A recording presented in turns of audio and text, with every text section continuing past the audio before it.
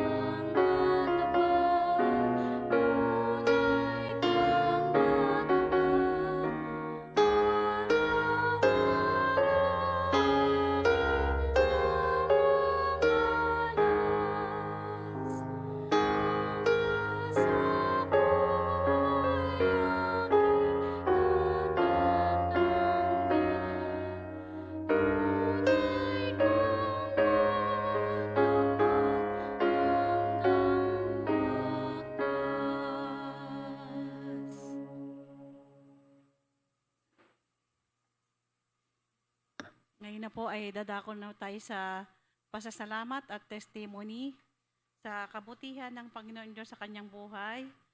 Ang maghahandog po ng testimony ngayong gabi ay si Ate Tricia Menjola.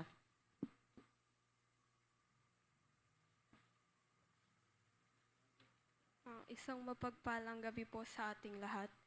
Ako po ay patuloy na nagbabalik ng papuri at pasasalamat sa ating Panginoon sa patuloy niyang pag-guide at pag-protect po sa akin, pati na rin po sa pag-aaral ko at sa aming pong family. Natunay na hindi pinapabayaan ng ating Panginoon. Nagbabalik din po ako ng papuri at pasasalamat sa ating Lord, sa mga ministry na kinabibilangan ko na patuloy na tumutulong at naggagabay sa aking paglago. Yun lamang po, maraming salamat.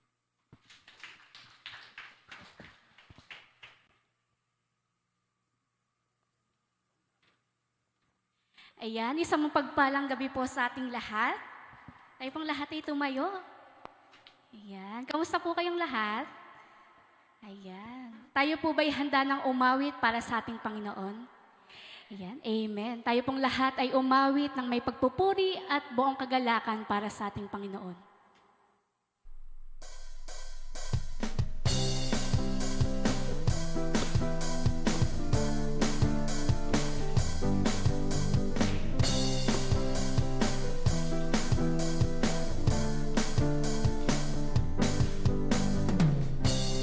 Ang Panginoon ay ating pupurihin. Ang Panginoon ay ating dakilain. Walang katulad ang pag-ibig niya. Siya'y laging tapat, walang kapantay ang Panginoon. Sa ating buhay, dakila siya, dakila siya, dakila siya, dakila siya.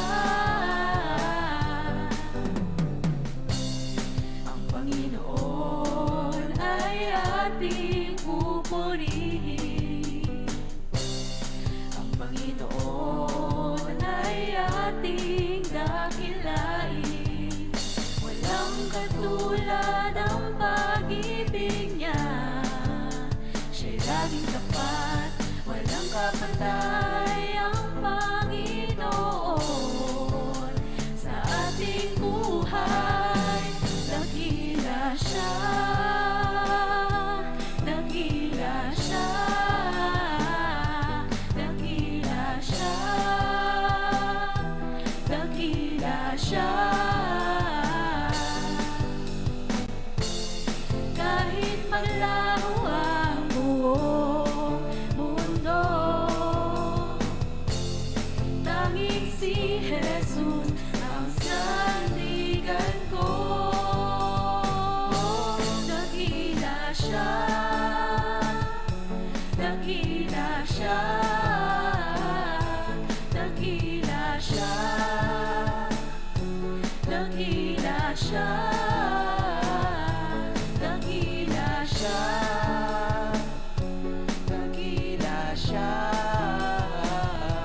dakila siya, dakila siya, dakila siya.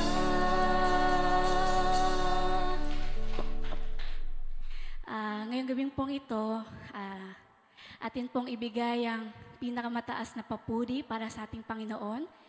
Patuloy po nating damhin ng presensya ng ating Panginoon sa ating mga buhay. Atin pong awitin ng Ikaw ang tunay na Diyos.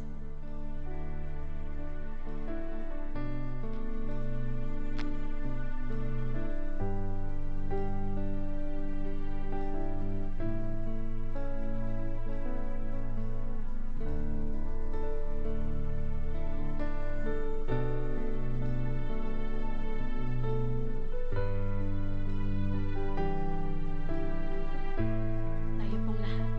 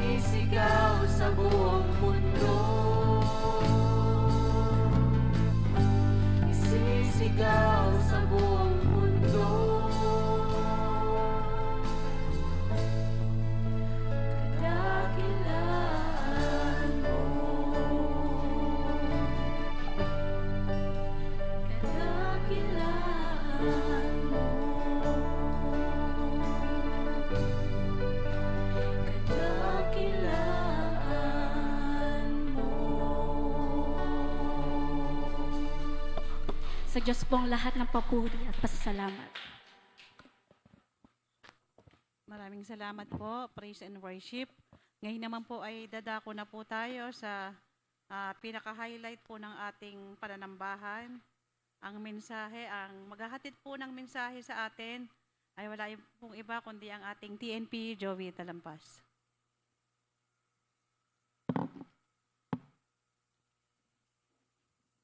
Ayun po. Magandang gabi po sa inyong lahat. Kunin ko lang po yung aking.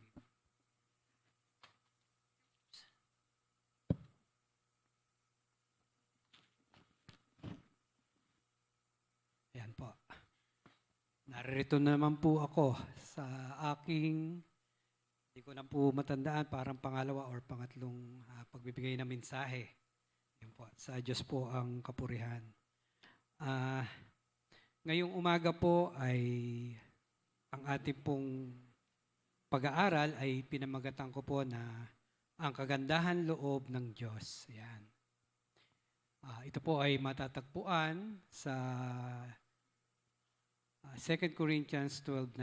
Ayan. Sabi po diyan, ganito ang kanyang sagot. Ang kagandahan loob ko ay sapat na para sa iyo, sapagkat lubusan nahayag ang aking kapangyarihan kapag ikaw ay mahina. Bago po natin talakayan yung ating pong topic, yung verse, nais ko po munang mag-background check po muna tayo sa tungkol po kay Apostol Pablo. Alam naman po natin na ang may sulat po niyan, yan sa mga taga-Korinto, ay si Apostol Pablo. Actually, si Apostol Pablo po ay hindi po siya kasama sa 12 apostol ni Jesus Christ na nakasama niya ni Jesus Christ personally. Nagkaroon po si Apostol Pablo ng espesyal na pagtawag bilang apostol. Alam po ng mga kabataan kung paano po tinawag si Apostol Pablo. Siya po ay tinawag. Saan po siya tinawag kung natatandaan po natin? Ayun, di ba? Doon po sa road to Damascus, yun po.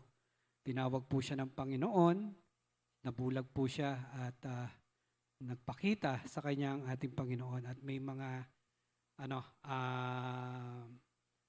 mga bilin po siya kay Apostol Pablo. Tapos si Apostol Pablo po daw ay anak po siya ng isang pariseo. Meaning, maalam po si Pablo sa mga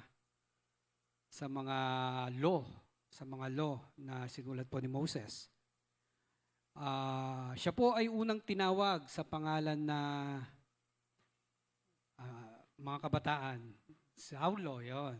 Saulo na taga Tarsus. Yun po yung tawag sa kanya. Tapos, si Pablo po sa kanyang paglaki, nung Saulo pa yung kanyang pangalan, siya po ay talagang devoted po sa mga law. Siya po ay palaging, actually naging taga-usig po siya ng mga unang mananampalataya. Sa sobrang devoted nga niya, bata pa siya, nandun siya nung time na binato po si Esteban. Natandaan niyo po si Esteban, siya po yung first martyr, di ba? Yung pinatay po siya sa pamamagitan po ng pagbato. Tapos si Saulo, siya po yung naging tagahawak pa ng mga kasuotan ng mga pariseo, ng mga taga-usig. Actually, naging taga-usig din po si Saulo nung mga panahon na to, inuusig po niya yung mga mananampalataya at nangyari naman po yung pagtawag sa kanya diyan po sa road to Damascus. Yun po. Nung tawagin po siya po ay naging isang mananampalataya na. At talon po tayo dun sa pagkasugo niya Siya po ay isinugo, actually dala-dalawa sila, kasama niya po si Bernabe. Sabi po sa mga gawa 13:1, ito.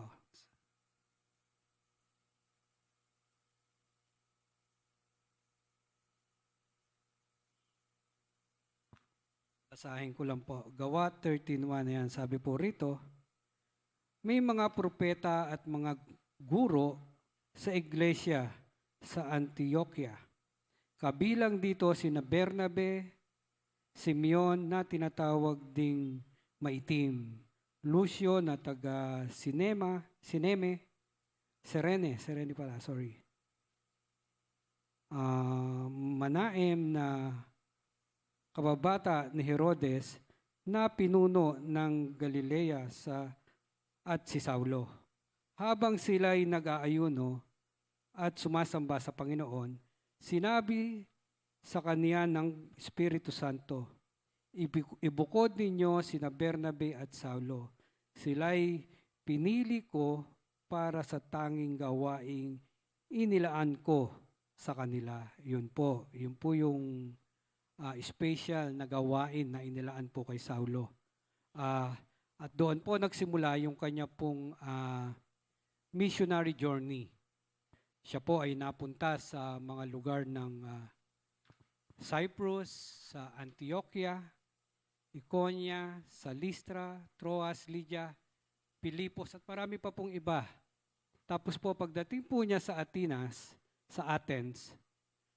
saka po siya nagtungo sa Corinto. Tignan po natin si Pablo sa Corinto. Yan po. From Athens, yan po, napunta po siya sa Corinto.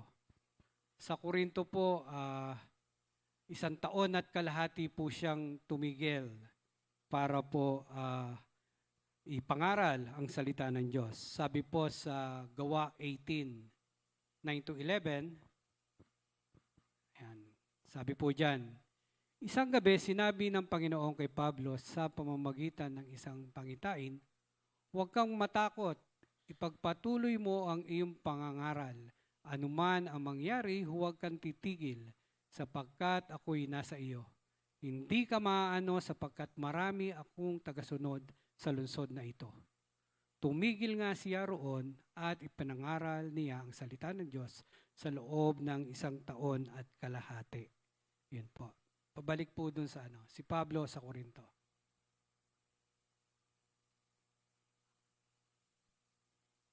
Tapos po dyan, ayan, nung nasa Corinto na po siya ay nakilala po niya si Aquila at si Priscilla.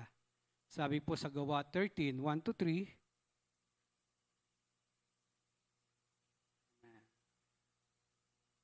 Gawa 13:1-3, yan.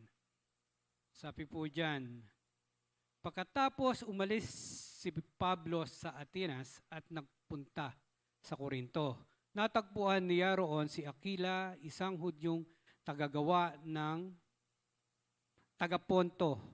Kararating pa lamang nito mula sa Italia kasama ang kanyang asawa na si Priscilla. Umalis sila roon sapagkat pinalayas ni Claudio ang lahat ng Hudyo sa Roma. Nakipagkita sa kanila si Pablo at dahil siya ay manggagawa ng tolda, tulad niya, siya ay nakitira sa kanila at siya ay nagtrabahong kasama niya. Yan po. Sa loob po sa unang pagdating po ni Pablo ay nakisama po siya. Diyan po siya tumira kina Aquila at kay Priscilla. Pagkatapos po noon, lumipas yung mga ilang araw, ay dumating na po si Silas at si Timoteo. Sabi po sa Gawa 18:5. Ayan po. Nang dumating sina Silas at Timoteo mula sa Macedonia, iniukol na ni Pablo ang buo niyang panahon sa pangangaral at pagpapatunay sa mga Hudyo na si Jesus ang Kristo. Yun po. Doon po siya nagpatuloy sa kanyang pangangaral. Sapagkat nakagawian na po ni Pablo at ng kanyang mga kasama na umuuna po si Pablo pagka may pupuntahan po silang isang lugar, At saka po susunod yung kanyang mga kasama kagaya po ni Silas saka ni Timoteo. Siguro inihahanda po muna niya at pagka nakahanda na po, tsaka niya po pasusunurin sina Silas at Timoteo para po mag full time na sila sa pangangaral. Yun po. May ipopost din po ako ng mapa, palabas yung mapa, para may idea lang po tayo kung paano po yung naging journey niya, missionary journey. Actually, ito po yung Paul's second missionary journey. Ayan, medyo maliit. Kung mapapansin nyo, doon sa may bandang kaliwa, nandun po yung Athens. Galing po siya sa Athens, and then, saka po siya pumunta doon sa Corinto. Tapos, pumunta siya dyan sa sakayan ng barko, dito sa ngayon, di mabasa. Para pumunta po sa Ethiopia. Yon, tumawid po siya ng Ethiopia. Tapos doon po nagtuloy-tuloy. At may tatlong missionary journey po na ginawa si Pablo at ito po yung pangalawa. Yan po. Sa kanya pong pagmimisyon, yun po, doon po nangyari yung sumusulat siya sa mga iglesia na itinayo niya sa iba't ibang mga lugar. Actually, syempre, pag may tinayo siyang iglesia, kagaya po ng Corinto, tapos pupunta na po siya sa ibang lugar, magkakamusta siya, makikibalita siya, kakamustahin yung iglesia. And then, para matutukan niya, ibig sabihin, hindi po niya pinababayaan yung mga iglesia na itinatayo niya sa iba't ibang mga lugar. Kaya po, may mga sulat. May mga sulat na ginawa si Pablo, di ba? Yung sulat sa mga taga-Roma, sulat sa mga taga-Corinto, sa Galacia, sa Philippians, sa mga taga-Thessalonica, di ba? Po. Bali 13 letter yan, epistle yung kanya pong ginawa. Ngayon, tumutok na po tayo dito po sa mga taga-Corinto. Yung unang sulat po ni Pablo sa mga taga-Corinto, ayan, ganito po yung sabi. Ang unang sulat ni Pablo sa mga taga-Corinto ay talakayin ang mga problema sa buhay at pananampalatayang Kristiyano na lumitaw sa iglesyang itinatag ni Pablo sa Corinto. Ang mga pangunahing paksang tatalakayin ay ang pagkampi-kampi sa iglesia at ang pagpasok ng imoralidad sa pamumuhay ng ilang kasapi. Tinalakay din ang problema sa mga mag-aasawa at ugnayan sa mga lalaki at babae, mga pagkain ihahandog sa Diyos-Diyosan, kaayusan sa iglesia, mga kaloob ng Espiritu Santo, at ang muling pagkabuhay. Sa sulat na ito ay ipinakita ni Pablo kung ano ang turo ng magandang balita sa mga paksang nabanggit. Yan po yung unang sulat ni Pablo sa mga taga-Corinto at ito po ay nasundan pa yung ikalawang sulat po. Yan, sabi po diyan, ang ikalawang sulat ni Pablo sa mga taga-Corinto ay isinulat noong panahong may suliranin ang apostol at ang ilang kaanim ng iglesia sa Corinto. May ilang tao sa iglesyang ito ang tumutuligsa kay Pablo. Subalit, ipinadarama niya ang maalab na hangaring makipagkasundo sa kanila at ipinahayag din niya na malulubos ang kanyang kagalakang kung ito'y mangyayari. Ayun po, ganun po si Pablo. May mga suliranin po sa iba-ibang iglesia at ito po ay kanyang nilulutas sa pamamagitan po ng kanyang mga pagsulat para po maging malakas sa pananampalataya yung mga iglesia po na kanyang itinayo at hindi po mapabayaan. Ngayon, tunghayan na po natin yung ating pong, ayun, background check lang po tayo at ngayon po yung ating pong talata na pag-aaralan. Ito po ay yung sa 2 Corinthians 12:9. Sabi po dyan, ayan, 2 Corinthians, yung unang-una po.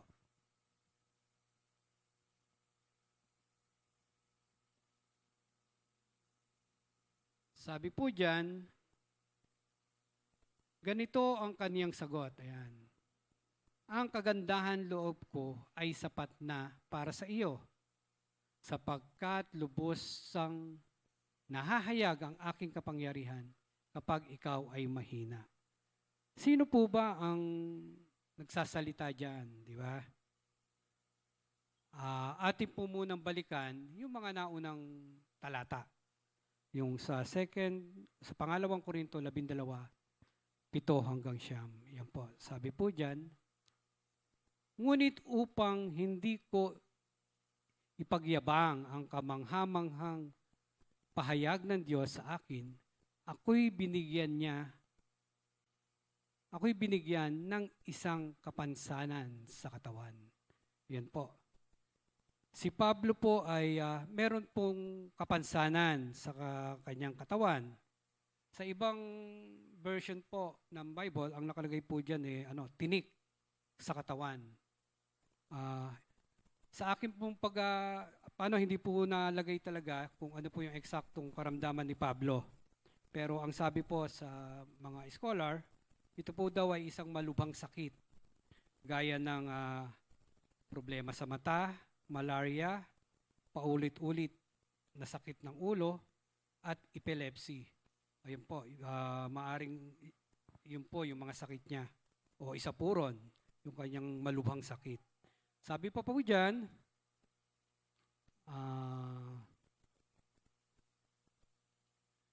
nagsisilbing sugo ni Satanas.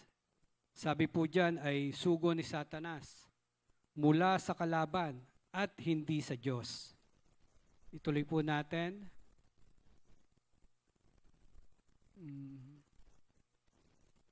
Upang pahirapan ako. Yung pong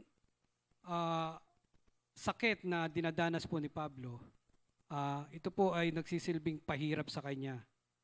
Actually, lahat po tayo, meron po tayong mga kanya-kanyang pinagdadaanan, di ba? Sa ating pong paglilingkod sa ating Panginoon. Di ba? Sa ating pong ministeryo. Maaring ito ay physical, emotional, or physical, financial, or maaring sa mga estudyante sa school, di ba? Or sa ating mga pamilya, di ba? Meron po tayong mga pinagdadaanan.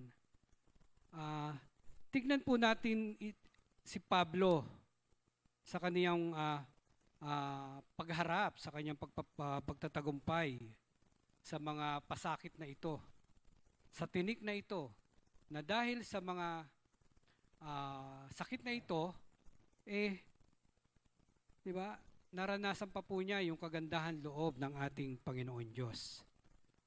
Siguro, sa atin po bilang mga mananampalataya, tignan po natin ito bilang kagaya po nung dinanas ni Pablo, hindi bilang although ito ay nagbibigay ng pahirap, ng pasakit, pero tinignan niya ito bilang paalaala para hindi siya maging mapagmataas, para hindi siya maging mapag-imbabaw, di ba? Hindi siya maging mayabang. Yun po. Ituloy po natin yung pong sa 7.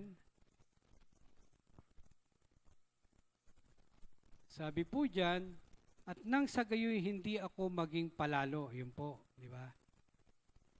Tinignan niya yung kanyang dalahin na pahirap, yung tinik sa kanyang katawan, na isang paalaala. Ito po ay paalaala para po hindi siya maging palalo. Sabi pa po dyan sa verse 8, 3 beses kong idinalangin sa Panginoon na alisin ito. Naalala niyo po yung panahon po ni Jesus Christ doon po sa Garden of Gethsemane, kahit po ang ating Panginoong Jesus ay 3 beses na dumalangin para alisin yung sarong ito. Subalit, meron pong kailangang mangyari, kailangan pong maganap yung nakatakda, di ba? Na ialay yung kanyang buhay para sa kaligtasan ng sangkatauhan. At gayon din naman po kay Pablo, di ba? Kailangan po may maganap sa buhay ni Pablo kung bakit hindi po inalis yung tinik na ito na pahirap sa kanyang katawan. Sabi pa po dyan, ngunit ganito ang kanyang sagot. Yun po, papunta na po tayo dun po sa ating verse. Sabi po dyan, ngunit ganito ang kanyang sagot. Ang sumagot po doon sa mga dalangin ni Pablo ay yung ating pong Panginoon. So, ang nagsasalita po rito ay ang ating pong Panginoon. Ang sabi po dyan, ang kagandahan loob ko ay sapat na para sa iyo, para kay Pablo, sapagkat lubusang nahayag ang aking kapangyarihan kapag ikaw ay mahina. Ang karamdaman o tinik sa katawan ni Pablo ay ginamit ng Panginoon upang magsilbing paalala na si Pablo ay hindi maging palalo o mapagmalaki sapagkat mabigat ang nakasalalay na gagawin niya. Sa sobrang bigat nito ay kinailangan pa na gawin para sa kanya na yung sugo po ni Satanas na tinik sa kanyang katawan ay magsilbing paalala. Kinailangan pa na ito ay hindi alisin sa kanya upang sa kanyang pangangaral, sa kanyang paghayo, sa mga missionary journey niya, ay hindi po siya maging mapagmataas sa kanyang sarili. Hindi po siya maging mapagmataas sa ibang mga tao. Di ba? At hindi po siya maging mapagmataas sa Panginoon. Sa bawat isa sa ating mga Kristiyano, mga tunay na mananampalataya, ay suriin natin sa ating sarili ang tinik na nagsisilbing pahirap sa atin. Sa ating paglilingkod, maging ito man ay sa physical or sa financial, emotional, sa family. At idalangin po natin na huwag itong maging hadlang o sagabal sa ating paglilingkod. Pagkus, maging paalala ito, kagaya ng ginawa niya kay Apostol Pablo. At maging kagandahan loob ng Diyos sa atin, nang sa gayon ay mahayag ang kapangyarihan niya sa atin kung sa kahinaan man o sa kalakasan. Diyan po ako nagtatapos at tayo po ay tumayo para po sa maikling panalangin. Diyos amang makapangyarihan sa lahat, tunay po na kayo po ang aming Diyos, tunay po na kayo po ang Diyos ni Pablo, kayo po ang Diyos ng mga apostol, at lahat ng mga sumunod sa inyo, Ama. Ama, batid namin na kayo lamang po ang siyang makakagamot, kayo lamang po ang makakapag-turn ng mga pasakit na amin dinadanas para ito ay maging paalala o kalakasan sa aming pagmiministeryo, sa aming paglilingkod sa inyo, Ama. Alam namin na ang iyong kapangyarihan ay walang kapantayo, Ama, na lahat ay magagawa mo, maging ito man ay pahirap sa aming mga sarili, sa aming physical na katawan, sa aming emotion, sa aming buhay, sa aming pamilya, at maging sa mga pag-aaral ng mga batang ito, Ama. Diyos Ama, dalangin namin na matunghayan namin or ma-determine namin sa aming mga sarili ang mga pasakit na ito. At ito ay inilalapit namin sa inyo na maging kagamit-gamit, maging paalala, kagaya na naging paalala ninyo kay Pablo, na kung saan ito ay kahinaan, subalit ito ay kalakasan para sa inyo. Maraming salamat, Ama. Ang lahat ng ito ay aming dinadalangin at pinagpapasalamat sa pangalan lamang po ng aming Panginoong Yesus. Amen. Maraming salamat po, TNP Joey. Ngayon naman po ay dadako na po tayo sa paghahandog kasabay ng tanging awit ng kapatid Carloson.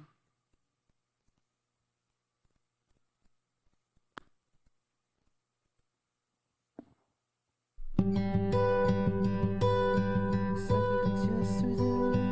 I was praying for a miracle, scared to harbor a hope. And now looking back today, seeing all the things you've done, I can't even up them up. 1, 2, 3, up to infinity. I'd run out of numbers before I could thank you for everything. God, I'm still standing in this. All that you've done in my life, all that I look in the details, all of your goodness I find. Father, on this side of heaven, I know that I run out of time, but I will keep counting my blessings, knowing I can count it high.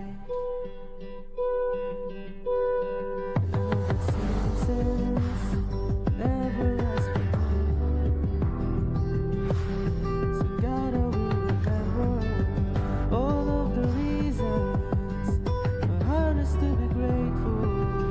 All the times you've been faithful to me. God, I'm still counting my blessings.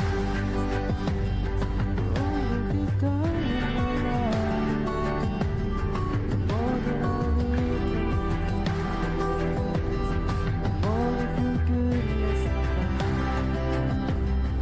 Father, who is out of heaven, I know that I run out of time, but I will keep counting my blessings, knowing I can.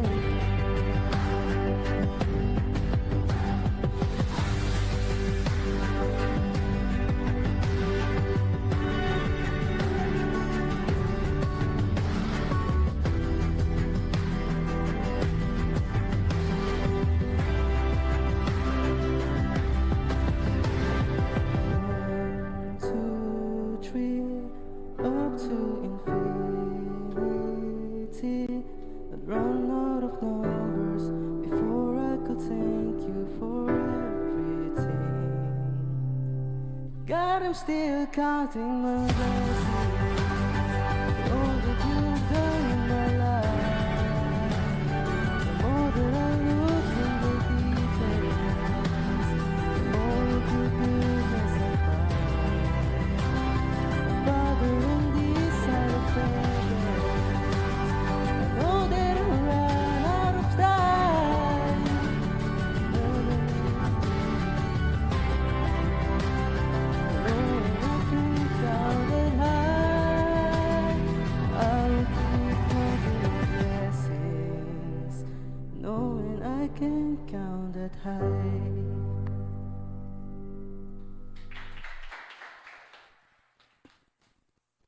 Ngayon po ay dadako na po tayo sa ating pananalangin. Ang mga nasa tahanan ay sumabay po sa pananalangin. Ang mga ipapanalangin po ay makikita po sa ating live stream na naka-flash po sa ating diyan po. Ngayon po dito po sa ating iglesia, sa ating loob ng ating church, prayer group 1, pananalangin para sa mga may karamdaman dito po sa may mga kabataan. Sa group 1, 1 and 2 po, hanggang doon po kay, mula po kay Niel hanggang doon po kay Kuya Dustin. Yung 1 and 2, kasama nyo na rin po siguro yung sa technical.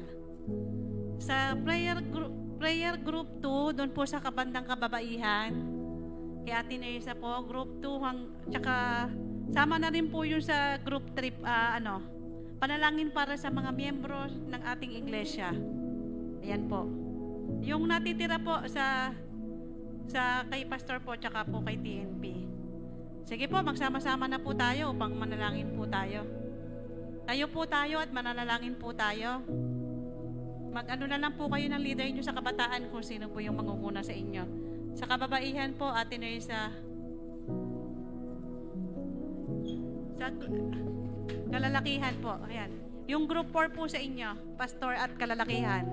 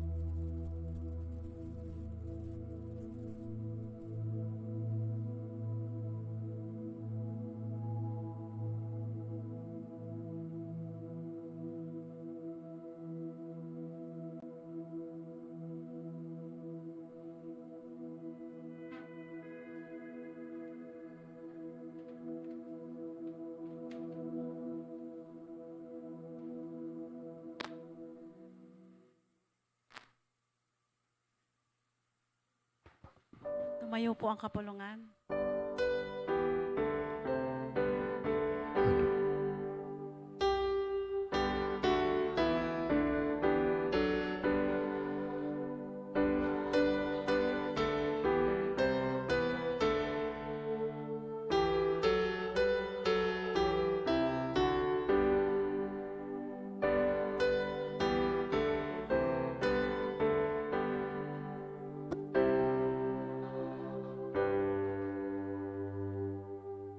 Panginoon, patuloy po kaming tumatawag po sa iyo, nananalangin.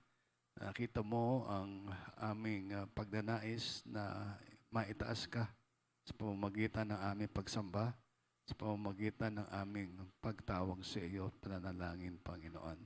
Marami pong salamat sa iyong mensahe na ibinigay ng iyong lingkod, ang iyong biyaya at pagpapala ang sumakanya maging sa kanyang buong sambahayan. Ngayon din, pinag-aralan kung paano mo tinawag, Ama, si Apostol Pablo, si Saulo. Hayaan mo na sa bawat isa na nakakita, nalaman ang pagkatawag na ito, maging sa buhay ng bawat isa po sa amin, ay aming makita, Panginoon, ang pagtawag mo ay hindi madali, kundi ang pinakamahalaga, Ama, ay nalaman namin na mayroong isang Diyos na dapat po kaming makapaglingkod po sa iyo, Panginoon. Kaya marami pong salamat sa gabing ito, Ama. Tayan mo naman sa aming pagwahiwalay, ang dalayan po namin sa iyo kung paano mo kami iningatan sa pagdako sa lugar na ito, gawin din ang iyong biyaya at pagpapala at pag-iingat, Panginoon, ang sumaamin hanggang kami, Ama, ay makarating sa aming mga kanya-kanyang tahanan, Panginoon. Sa pagkakataon namang ito, sa pamamagitan ng pagtataas ng kamay ng iyong lingkod, igawad mo, Ama, ay iyong makapangyarihang bendisyon. Ang biyaya ng ating Panginoon sa Kristo, ang pag-ibig na Ama, ang pagkikipisan ng banal na Espiritu, ang siya na mag-ingat at mag-ampon sa atin, mula ngayon at magpakailan-kailanman. Amen.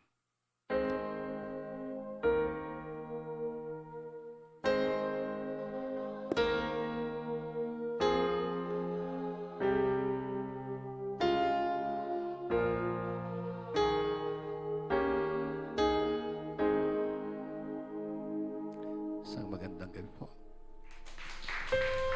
Magandang gabi po sa lahat. Punta po sa harapan, tayo po ay magpipicture.